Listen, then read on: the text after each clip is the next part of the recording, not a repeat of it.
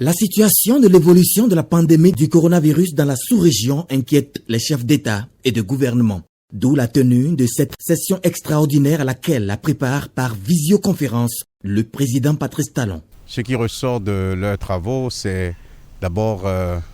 le fait du constat qu'ils ont fait que cette pandémie risque non seulement de remettre en cause les efforts de développement qui sont en cours dans nos pays, elle affaiblit la capacité des États à faire face à leurs défis habituels, mais elle met en rude épreuve nos systèmes de santé et risque de nous éprouver durement vu la faiblesse de nos systèmes, mais aussi de la pauvreté qui est le lot de plusieurs pays de notre sous-région. Mais les présidents sont tombés d'accord pour faire converger leurs efforts. Ils ont désigné le président du Nigeria, le président Buhari, pour être le champion de la CEDEAO, pour s'occuper de la mise en commun, de la coordination de leurs efforts. Et ils ont convenu aussi de mettre en place un mécanisme qui permet d'échanger non seulement les pratiques, les bonnes pratiques qui ont été utilisées par les uns et les autres. Ils ont convenu aussi de mettre en rapport les équipes scientifiques qui travaillent dans les pays, mais également tous les mécanismes qui ont été de manière ad hoc créés devraient pouvoir, dans le cadre de la CEDEAO et grâce à la coordination de la Commission,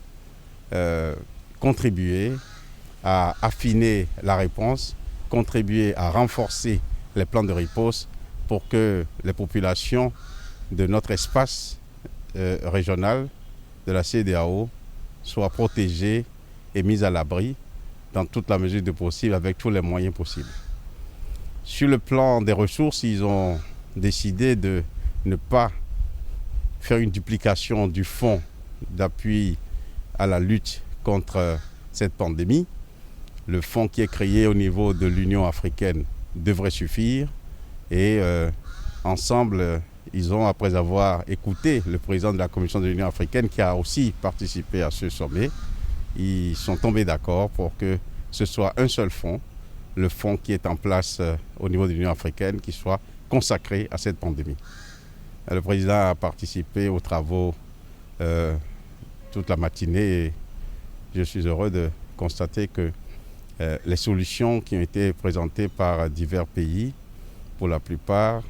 sont des solutions qui empruntent beaucoup à ce que nous avons fait ici. Et sur plusieurs plans, le Bénin est fortement en avance et cela est réconfortant. Selon l'Organisation ouest-africaine de la santé, le bilan actuel avoisine les 5500 cas confirmés, 1567 guéris et 140 décès.